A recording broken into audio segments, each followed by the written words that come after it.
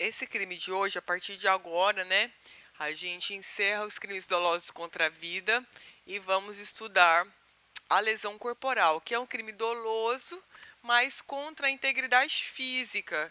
Então, aqui o autor do fato, ele tem dolo de atingir o corpo, né, da vítima, mas não existe o dolo de matar. Então, por exemplo, o autor do fato, ele quer bater muito na vítima, mas não quer que ela morra, tá? Então, aqui o nosso dolo, ele é de ofender a integridade física e não de matar. O artigo 129, ele trabalha com 3 gradações de natureza da gravidade. Leve, grave e gravíssima, tá? Essas hipóteses de lesão grave ou gravíssima, elas se aplicam para todos os outros crimes. Então, por exemplo, se tem assim, se do crime resulta lesão grave, pena tanto a tanto. Então, veja, essa lesão grave, que, por exemplo, um artigo que trata da extorsão mediante sequestro retrata, é essa lesão aqui do 129. Então, qualquer outro crime na parte especial que trate de um outro crime cuja pena será qualificada ou aumentada em razão de uma lesão grave ou gravíssima, a gente vai usar esses conceitos do 129. Então, por exemplo, na aula passada a gente viu aborto, e aí o 127 ele traz lá a duplicação de pena quando do aborto a gestante sofrer lesão grave. Qual lesão grave? Qualquer uma dessas que ela sofrer, tá? Outro detalhe também, sempre que o Código Penal disser para esses outros crimes lesão grave, automaticamente a gravíssima também será considerada.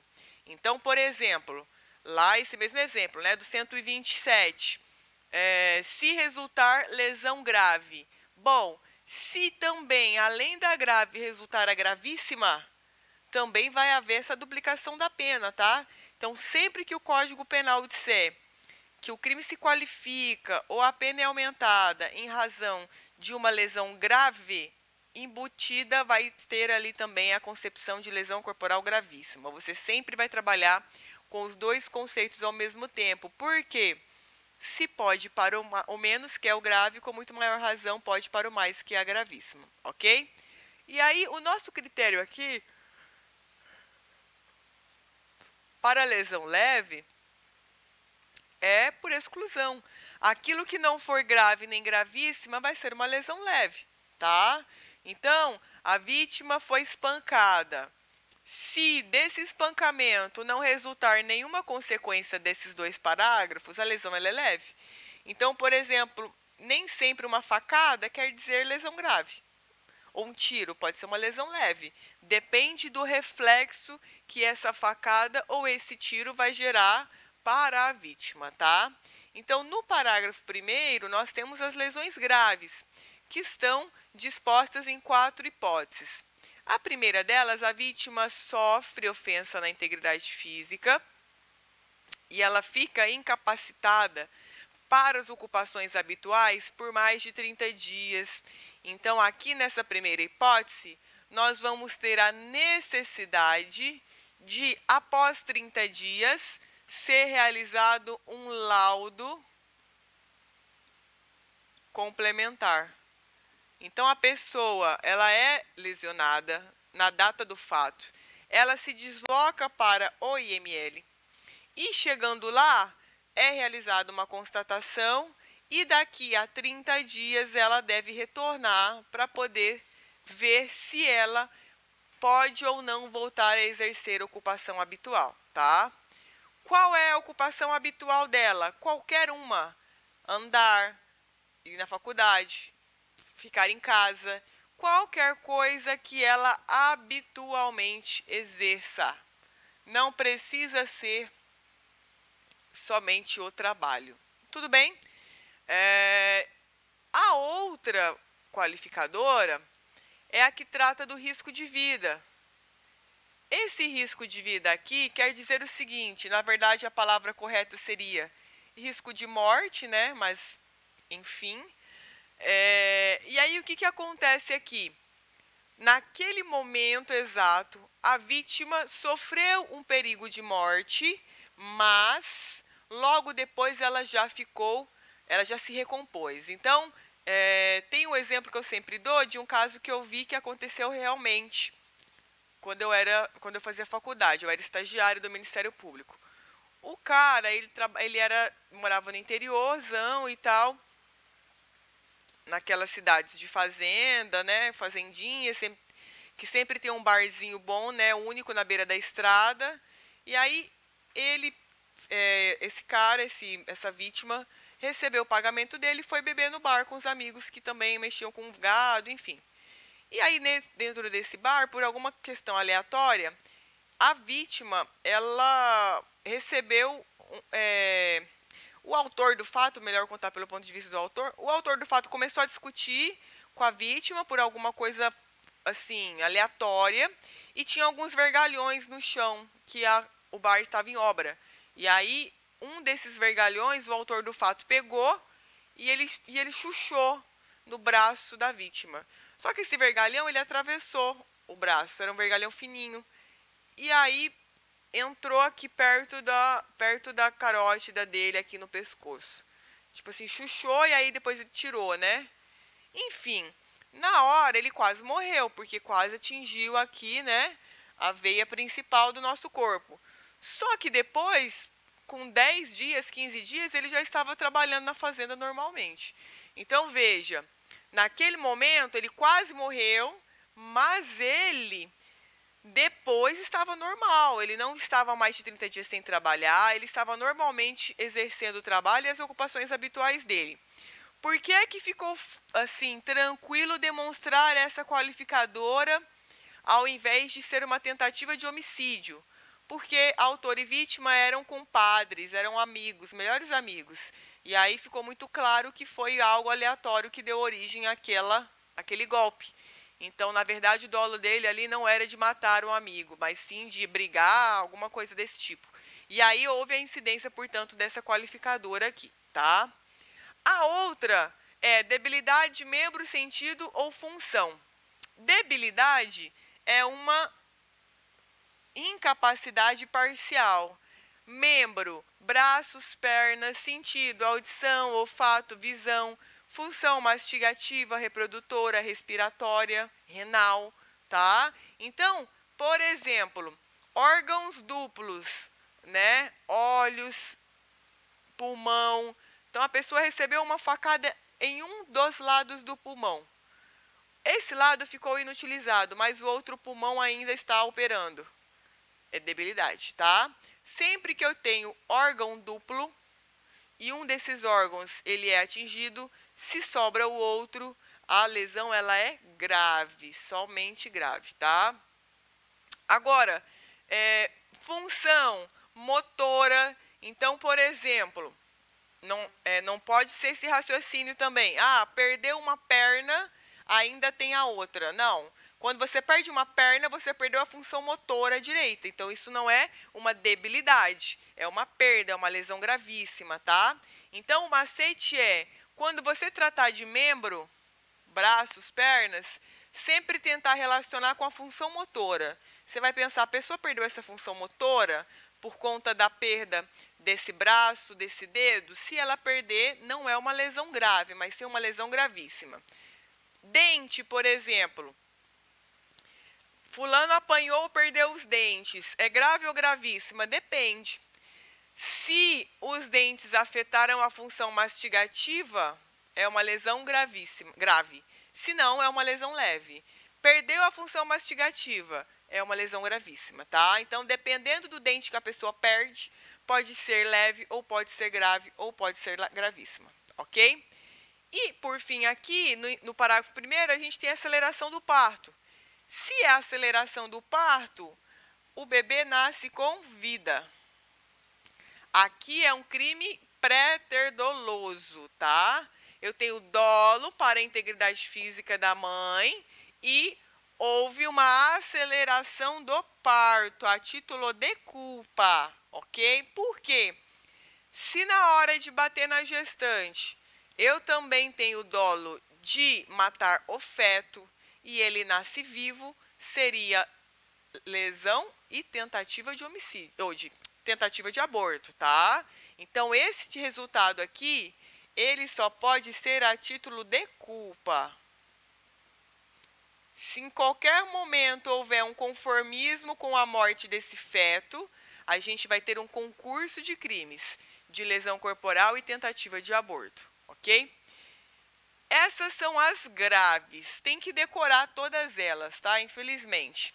As lesões gravíssimas são um agravamento das de cima. O que era uma incapacidade de preocupação habitual se tornou uma incapacidade permanente para o trabalho. Ou seja, a vítima sofreu uma lesão tão forte que ela não pode mais ficar sentada por certo limite de tempo no mesmo lugar. Ela não pode ser caixa, por exemplo, mais. Ela não pode mais ser segurança privada, tá? Então, aqui é incapacidade permanente para o trabalho. A segunda, gravíssima, é enfermidade incurável. Caso que cai em prova sempre. Caso da AIDS, tá? Para o STF, se a pessoa tem doença, né, se tem AIDS e pratica sexo e transmite, essa pessoa fica na lesão corporal gravíssima.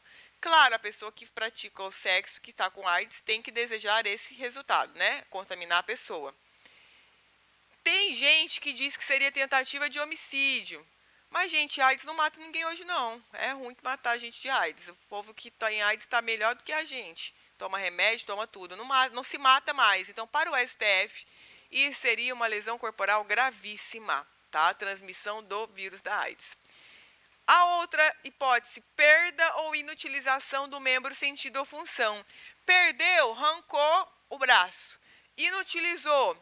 A perna está ali, mas ela anda arrastada, ela não se mobiliza mais, a pessoa está tetraplégica, a pessoa se tornou cadeirante, a pessoa está vegetando. Então, veja que o que era uma situação limítrofe agora se tornou algo irreversível, ok? A outra hipótese é o aborto, também a título de culpa, pré-ter-dolo, tá? Também pré-ter-doloso. E a deformidade permanente, que está relacionado com o aspecto estético.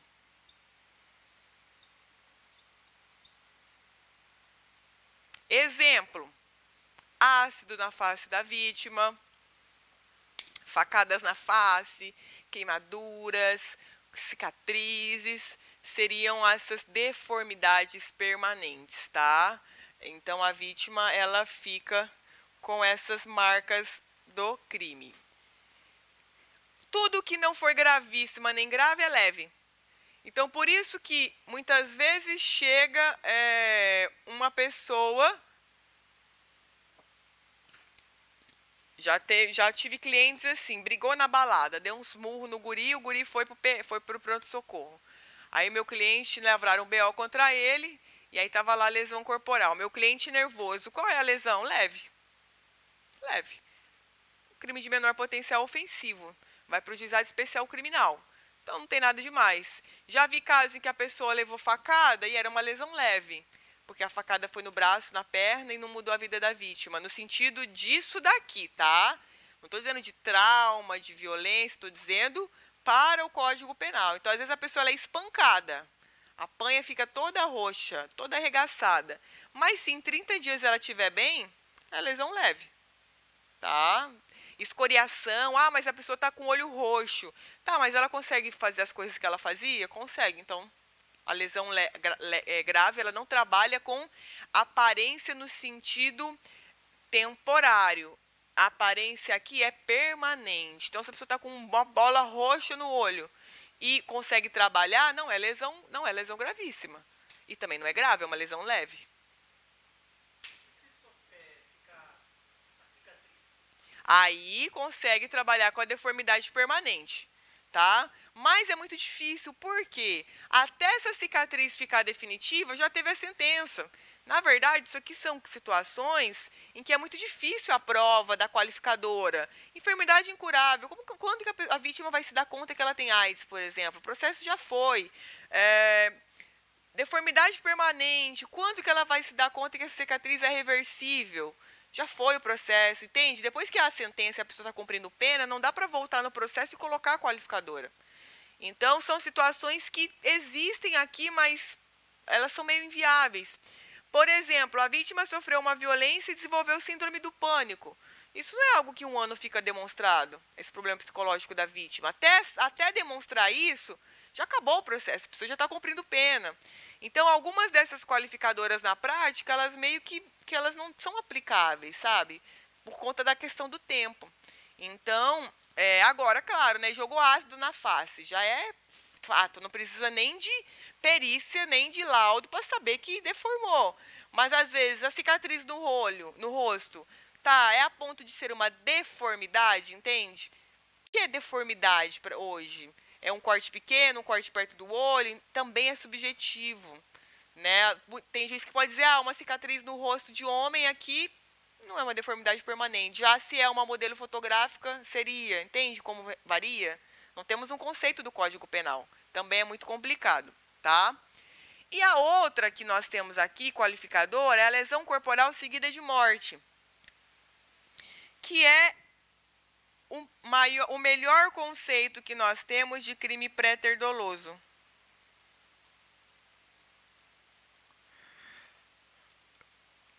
Lá no parágrafo 3º diz assim: se da lesão corporal resultar morte e o agente não quis, ou seja, ele não teve dolo, e nem assumiu o risco, ou seja, nem teve dolo eventual de produzir o resultado morte. Então, está dizendo que para você que isso é um crime pré-doloso.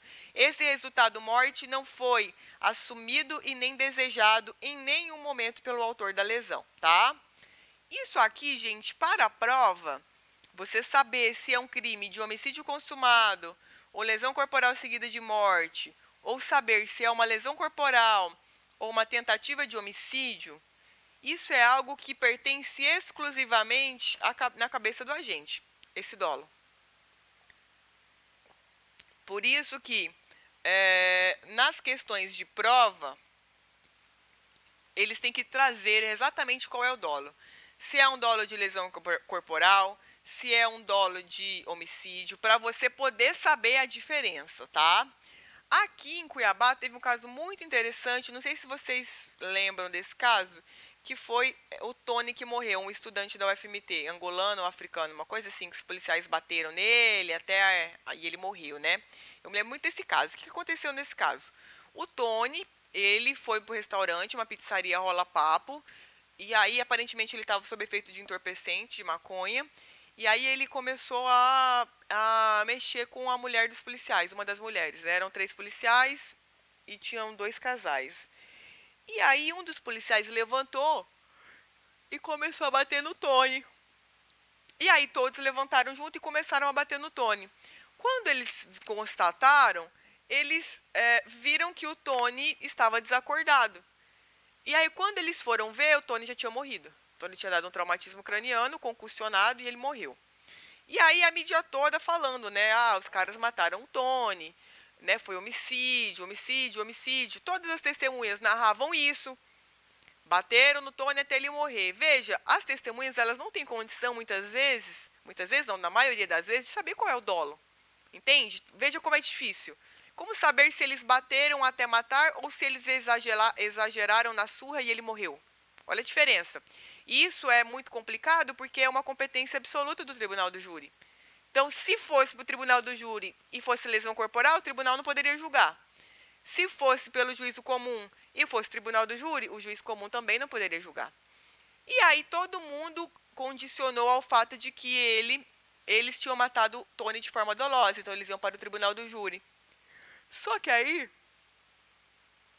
lá no sistema de monitoramento eletrônico, conseguiram ver a filmagem do Rola Papo. E aí, o que aconteceu? Viram que, na verdade, quando os caras viram que o Tony estava desacordado, eles achavam que estava desacordado, eles ficaram desesperados. Eles fizeram reanimação corpórea no Tony, os próprios policiais. Ligaram para os caras do SAMU. Tipo assim, eles ficaram muito assim, meu Deus, que merda, a gente fez uma merda aqui. Então, nessa filmagem, deu para ver com tranquilidade que, na verdade, eles tinham um dolo de lesão e que deu uma merda e ele morreu. O Tony morreu. Então, aí eles foram denunciados em um juízo comum pela lesão corporal seguida de morte e não pelo tribunal do júri, tá? Muitos alunos dizem assim, mas é mais benéfico do que ir para o tribunal do júri. Não, né? Na lesão corporal seguida de morte, a gente tem uma reclusão de 4 a 12 anos. Se você considerar aí as condenações médias de tribunal do júri são 12 anos, 10 anos. Então, na verdade, não é muito benéfico, né, que as pessoas sejam julgadas por um juízo comum. Mas, enfim, foi um caso que restou muito demonstrado que, se não fosse o monitoramento eletrônico, eles iam para o tribunal do júri facilmente, porque todo mundo narrou esse fato, que pode ser interpretado de duas formas, tá? Então, na sua prova, na sua questão de prova, tem que vir muito bem delimitado qual seria esse elemento subjetivo, ok? Para você poder saber se é de matar ou se simplesmente é de lesão corporal.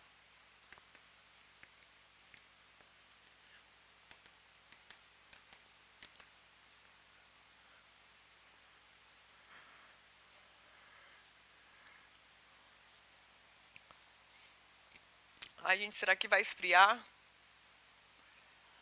Ou chover? Podia, né?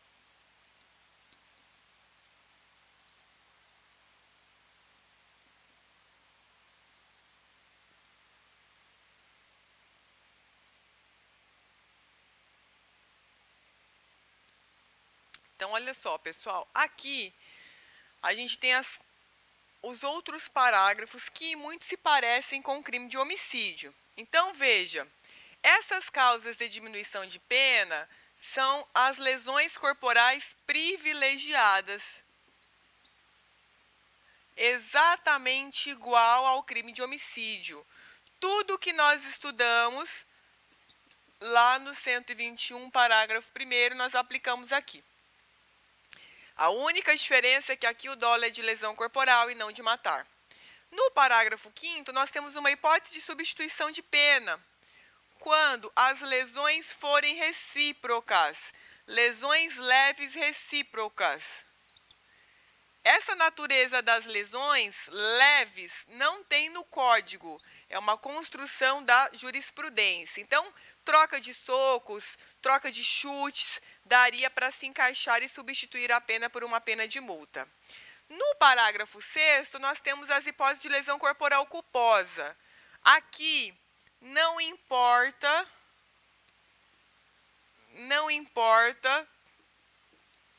a natureza das lesões. Ou seja,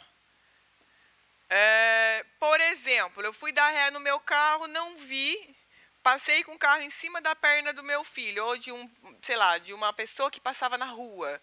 Veja, essa pessoa ficou hospitalizada 2 meses. Não tem como eu responder por uma lesão grave culposa. Da mesma forma que não tem como eu responder por um homicídio qualificado culposo.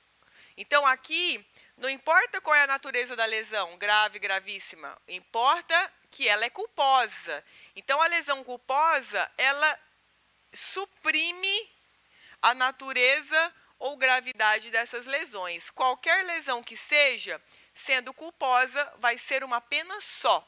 Então, vocês vão olhar, inclusive, a pena é pequena e é uma pena de detenção. No parágrafo 7º, nós temos as causas de aumento de pena.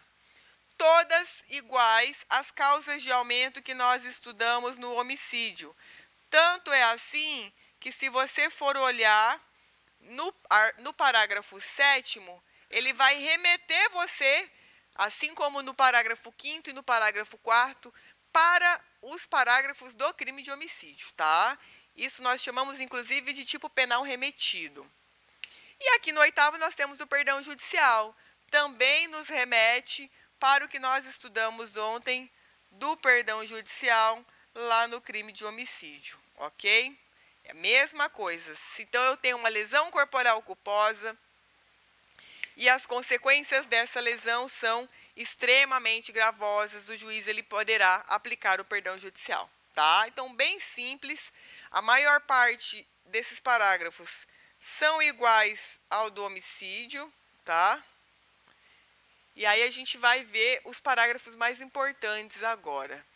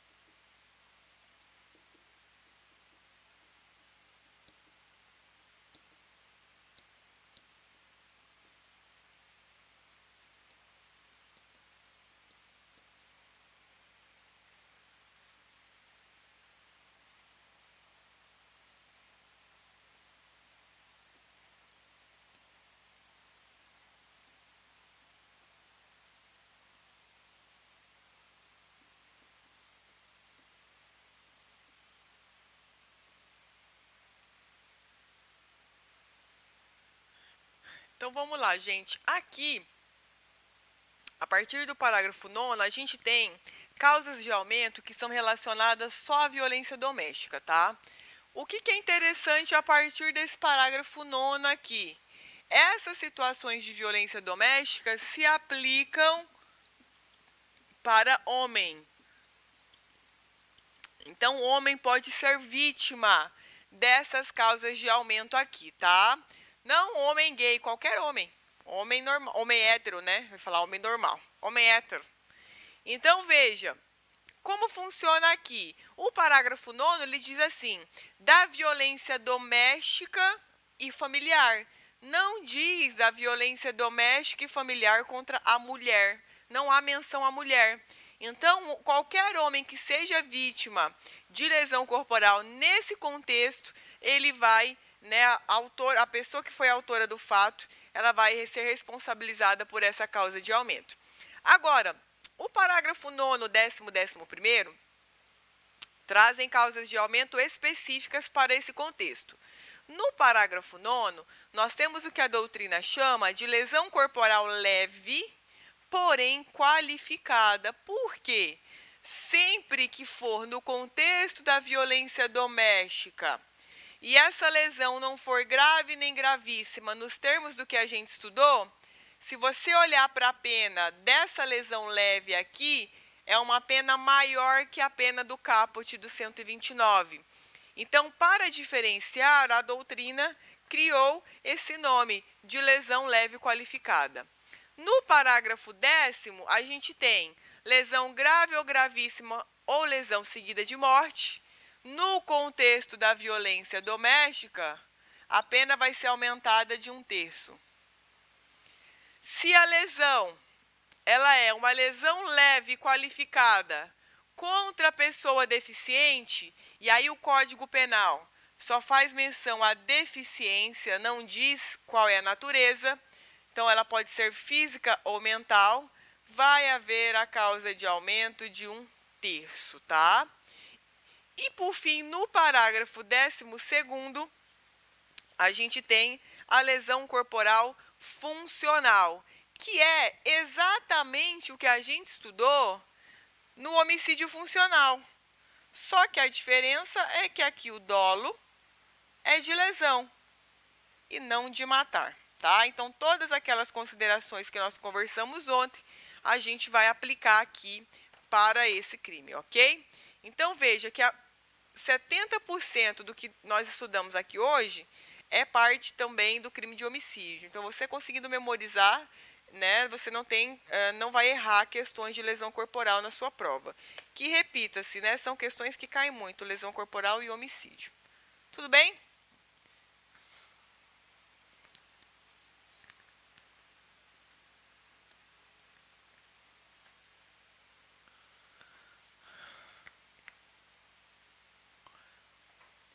Pode apagar?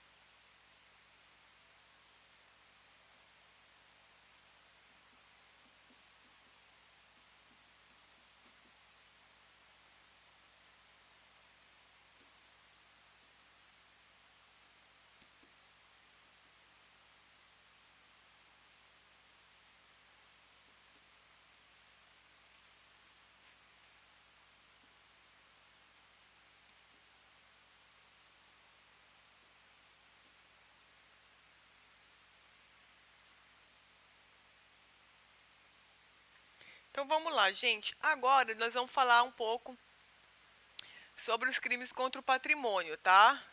O primeiro deles é o furto.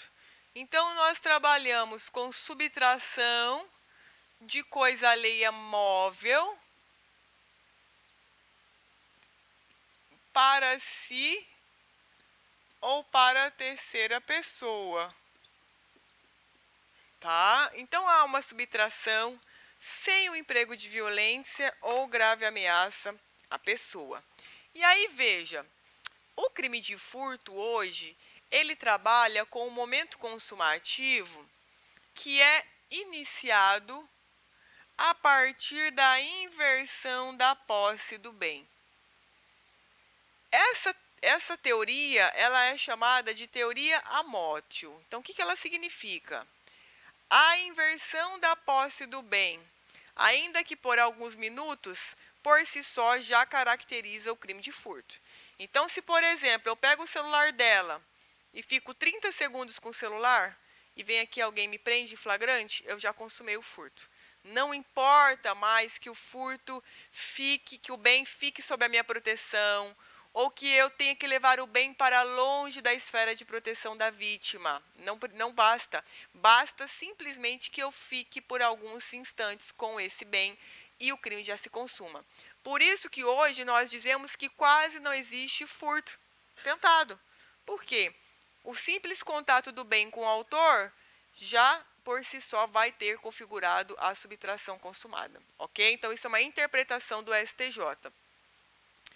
O furto de uso, ele não é considerado crime, ou seja, se eu pego um carro, subtraio, uso o carro o dia todo e depois eu o devolvo, tá? Isso não vai caracterizar furto, porque eu não tive um ânimo de me assenhorar definitivamente desse bem, ok? E sistema de monitoramento eletrônico, por si só, não vai tornar o crime impossível, tá? Esse era o entendimento que tinha antigamente na jurisprudência, de que se a pessoa fosse furtar um bem em uma loja de departamento, por exemplo, e lá se constatasse que ela iria já pegar, então a segurança já estava ali à espera desse autor do fato.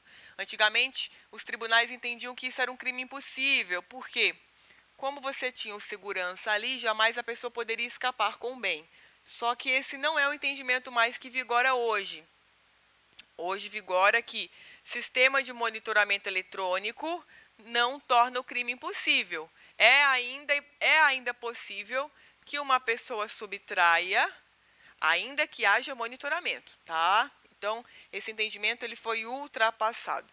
E aqui nós temos o princípio que vem muito associado a esse crime, que é o princípio da insignificância. Ele trabalha com dois requisitos.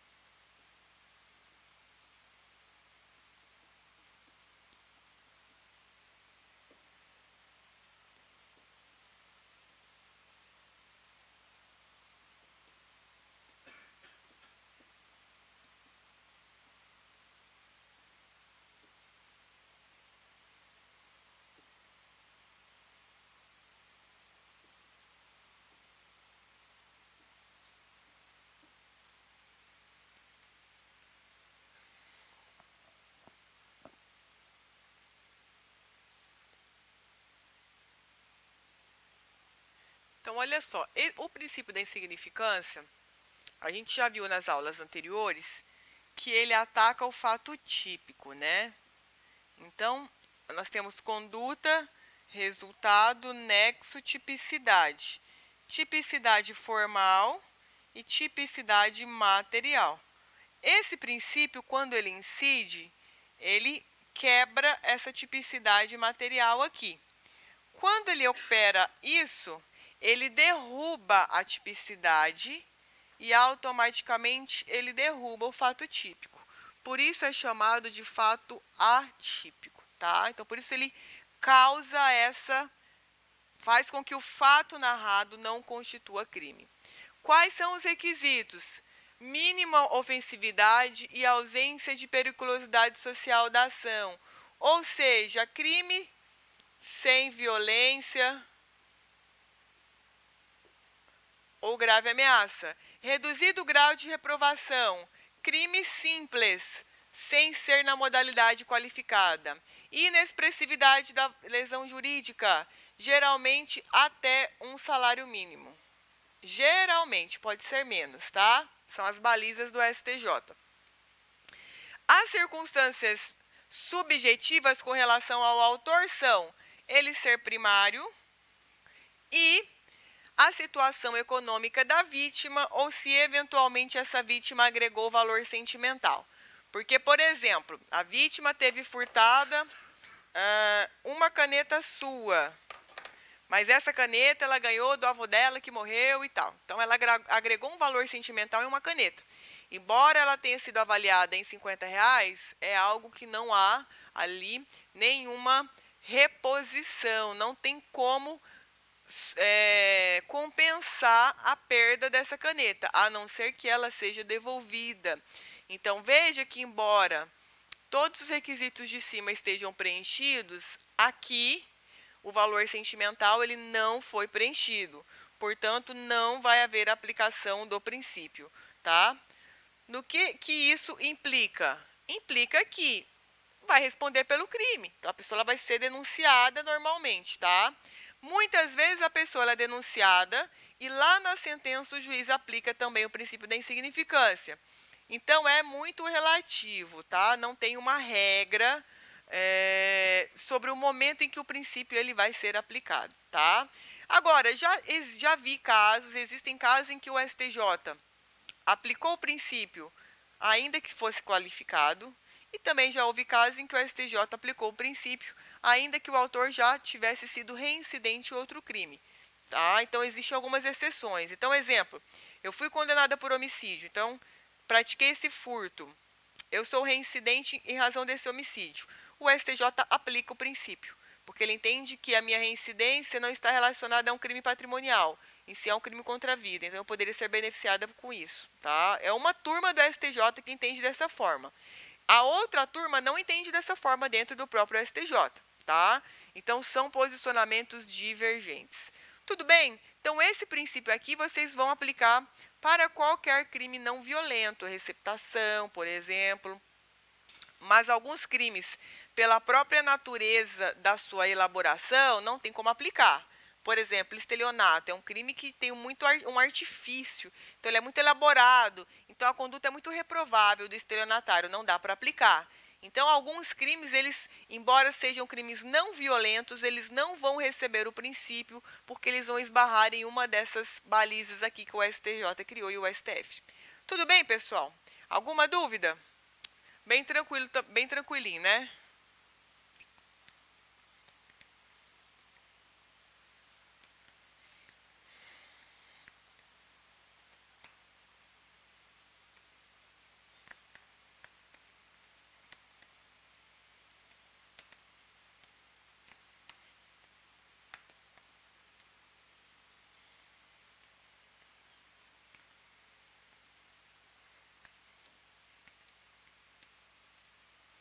Alguma dúvida até aqui?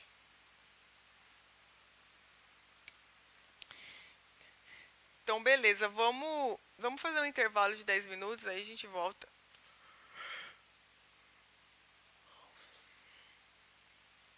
Então, vamos lá, gente.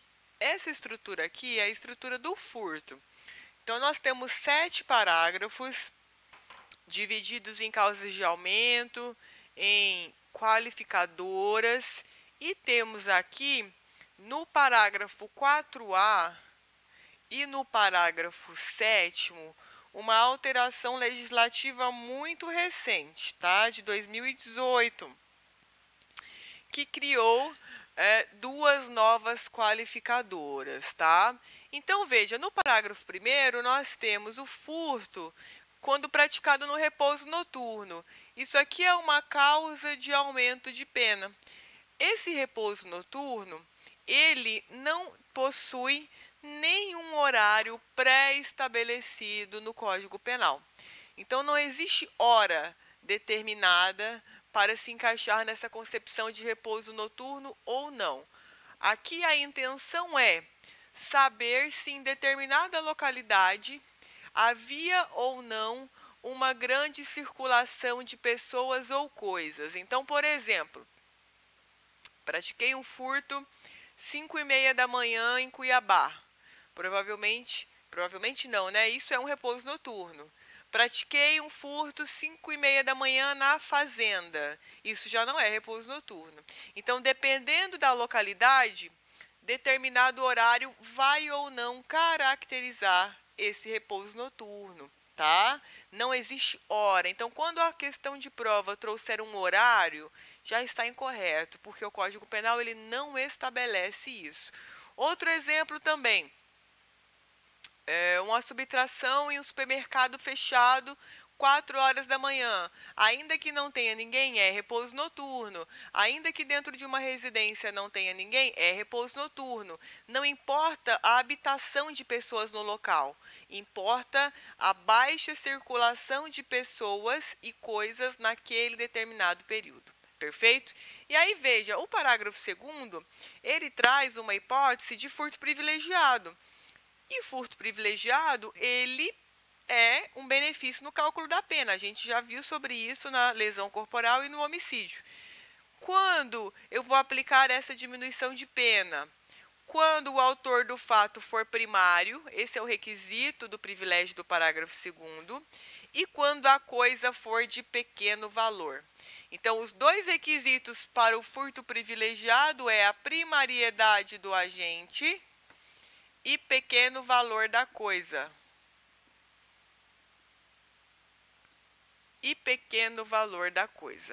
Veja, esse privilégio só vai incidir quando a gente não conseguir trabalhar com o princípio da insignificância, tá?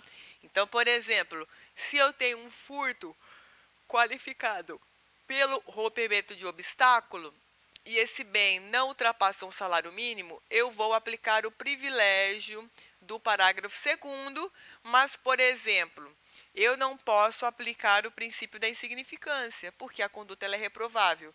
Então, hoje em dia, esse privilégio ele ficou com a sobra. Aquilo que nós não conseguirmos aplicar o princípio da insignificância, a gente vai aplicar o privilégio do parágrafo 2º, ok? No parágrafo 3º não tem nada demais, é simplesmente uma equiparação de energia elétrica a coisa alheia móvel, tá? Então, gasto de energia entraria aqui. E a partir do parágrafo 4º, nós temos as qualificadoras.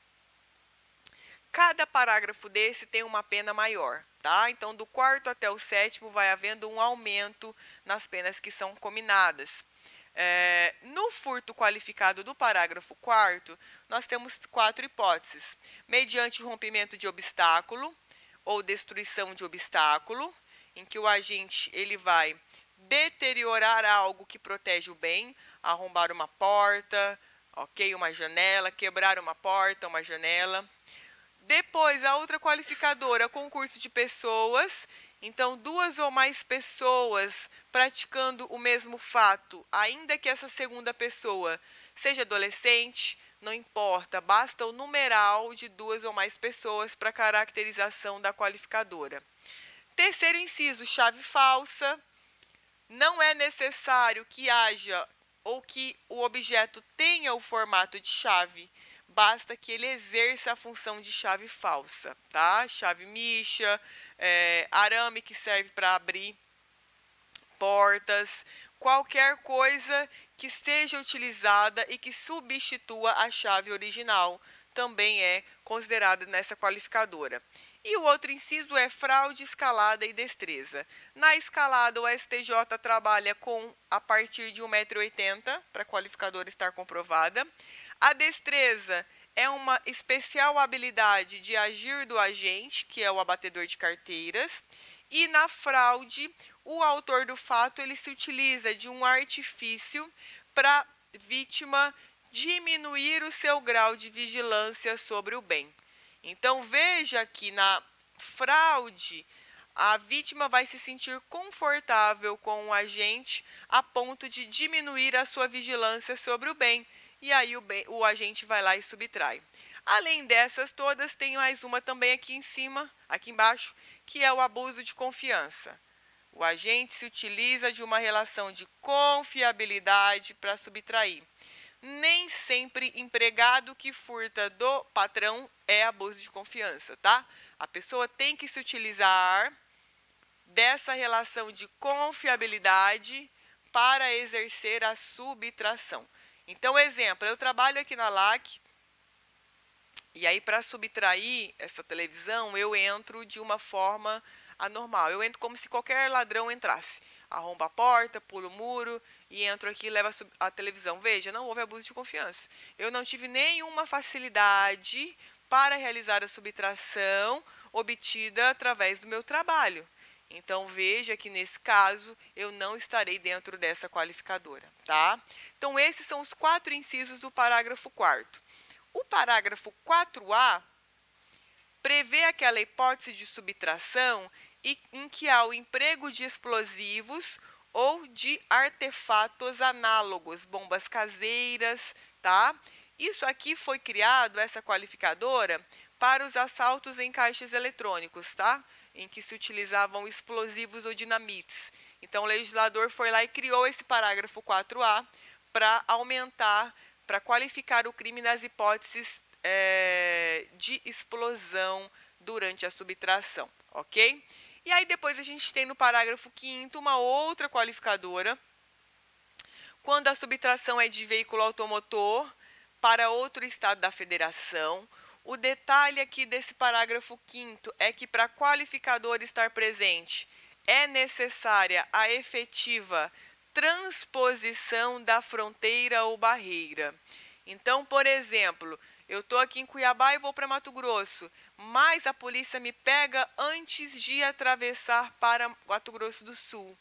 Não é a qualificadora. Eu teria que ter sido presa em Mato Grosso do Sul para poder responder por essa qualificadora. Ou então, eu estou com um carro e estou levando ele para Bolívia e sou presa em Cáceres. Ainda que os caras saibam que eu vou levar essa caminhonete para Bolívia, eu não respondo pela qualificadora, tá? É necessária a efetiva transposição da fronteira ou barreira. É necessária a efetiva transposição da barreira ou fronteira.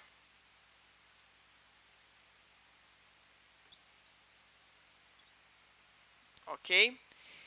Depois, no parágrafo 6º, a gente tem subtração de semoventes, tá? Gado, porco, galinha, desde que seja para a produção. Então, se é, por exemplo, cachorro de canil para procriar, ele entra nesse conceito. Se não, não, tá? Aí entraria dentro de um bem comum, tá? Do furto simples. E aqui, gente, a gente tem o parágrafo 7º, que é subtração de substâncias explosivas. Aqui o bem objeto da subtração são os explosivos. Então, enquanto que no parágrafo 4A a gente trabalha com uma lógica de que se emprega o explosivo para subtração, aqui nós trabalhamos com uma lógica de que o objeto bem subtraído, ele é o explosivo. Então, nós temos uma outra qualificadora. Claro, né, se a prova cobrar furto, com certeza, ou é o parágrafo 4A ou vai ser o parágrafo 7º. Tudo bem até aqui?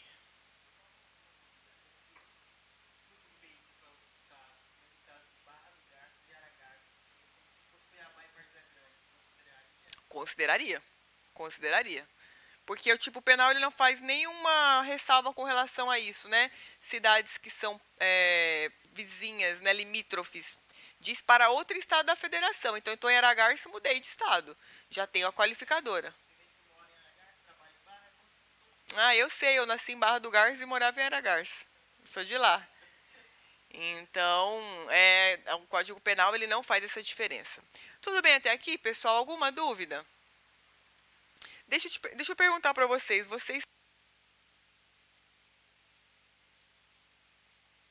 Clique lá aqui